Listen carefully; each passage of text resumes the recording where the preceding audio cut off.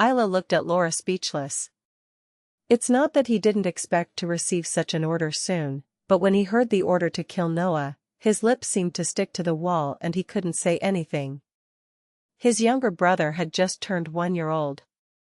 He was still a baby, unable to speak or walk without assistance. However, no matter how small and weak a being was, it was still a living being. Ayla still vividly remembered the moment Noah's hand touched her face. I felt the warmth of those small hands still present.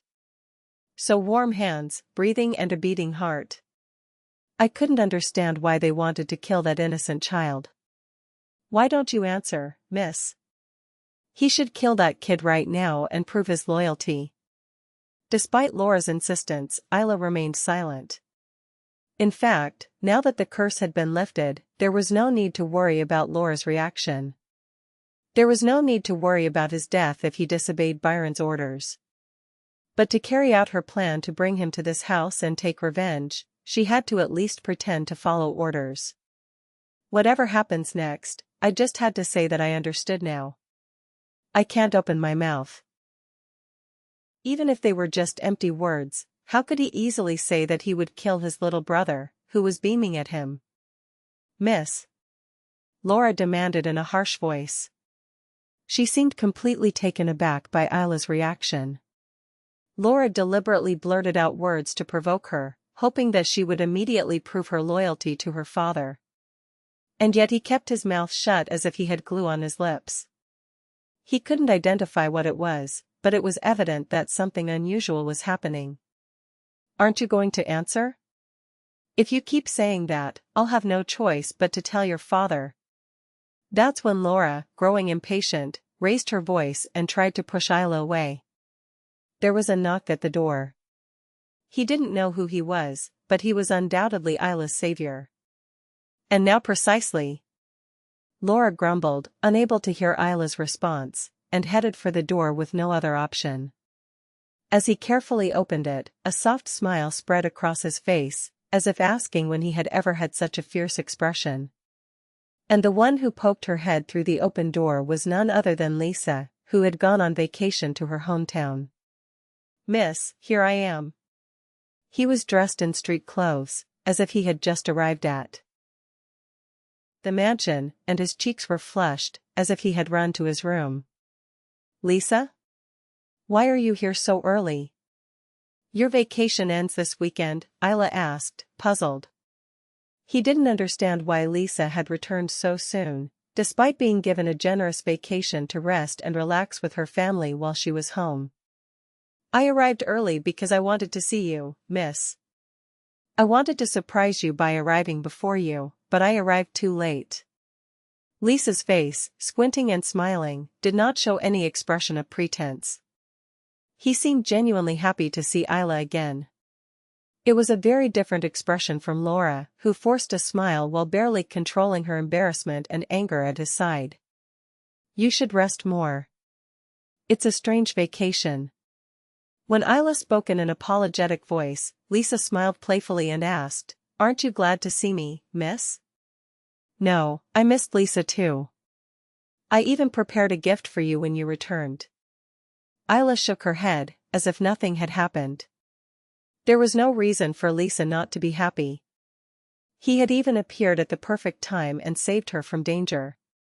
Laura, please take the gift box out of my suitcase. Yes, miss.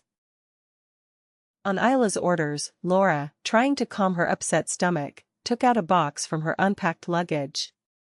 I didn't know what I was going to use it for, not even to wrap such a precious object, but it turned out to be a gift for Lisa. Laura was upset for no reason, because she thought it was inappropriate for the poor Baron. Come on, open it. It's a souvenir I made for Lisa from the farm. What will it be? What do you want? Oh, this is. Lisa opened the box with an excited face, and then looked surprised. The objects it contained were precious. It was a jewelry set made from precious gems that were only found in the Weishafen estate. It was made with the same snow diamonds that were embedded in the necklace that seemed to be proof of Ayla's status as a princess. The jewelry on the earrings and necklace were not very large, but they were of the highest quality. "It's so pretty, but, can I accept something so precious?" he said with an expression that seemed to indicate that he didn't know what to do. "Of course. Father has told me many times not to forget your and the Baron's kindness, Lisa." Ayla responded with a radiant smile. Although she had a genuine desire to give a gift to Lisa, who had always been so kind to her, there was another intention behind the gift.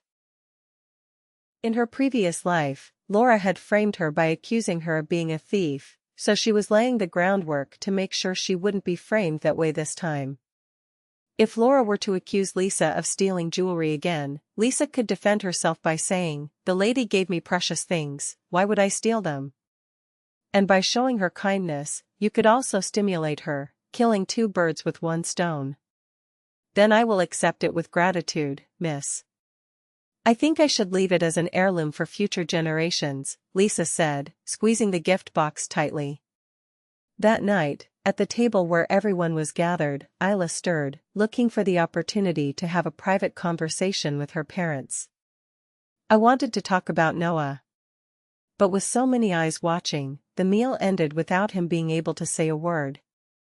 Ayla could only hope that her parents had finally made her understand their point of view. And a moment later, his butler, Lester, entered his room. Luckily, his wishes had been correctly fulfilled. "Miss, the master is looking for you." "What's happening tonight?" Ayla tried to contain her joy and murmured, "The lady said she wanted to meet with her family and listen to their travel stories."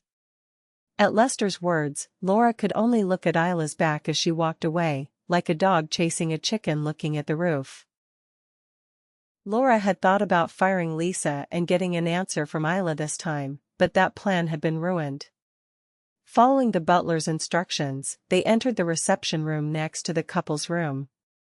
Besides Roderick and Ophelia, there was another person inside. It was his uncle, Isidore. "I wasn't expecting him to be there, but it would have been nice to have someone to consult with on how to approach this." His uncle, with his vast knowledge, could have found solutions he hadn't even considered. "Come sit down, Ayla. I saw you at dinner and it looked like you had something you wanted to discuss with us." "It's true." "Yes, mother." Ayla sighed in relief as she sat on the plush couch. Luckily, the resourceful Ophelia had caught his signal. "Yes, what's wrong?" "I used an anti-espionage spell, so you can speak with confidence." Roderick opened his mouth in a calm voice. "That is?" Ayla swallowed hard. He desperately wanted to see his parents and talk about this matter, but standing in front of them, he couldn't open his mouth. How could he tell him that he had been ordered to kill his younger brother, who had just turned 1 year old? But he couldn't keep his mouth shut forever. Ayla closed her eyes tightly and spoke. Laura transmitted her orders. She said to kill Noah as soon as possible.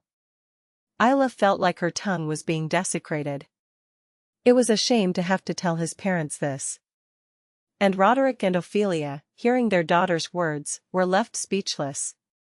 They thought they already knew Byron's evil, but this incident surpassed their imagination. Born with a curse, how far could he go with his evil?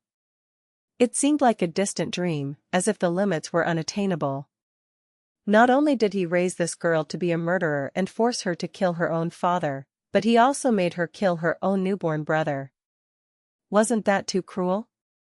"I don't know what to do. Should I abandon the operation now?" Ayla asked in a tearful voice. "I really didn't want to do that."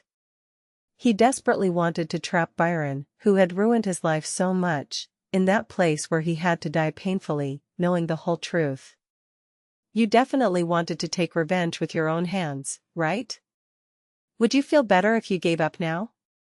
His father asked him as if he had read his thoughts. "The truth is, I don't want to give up. If that's what you think, let's find a solution. I'm sure there's a good one." Isidore, who had been silently listening to the conversation between the two, intervened.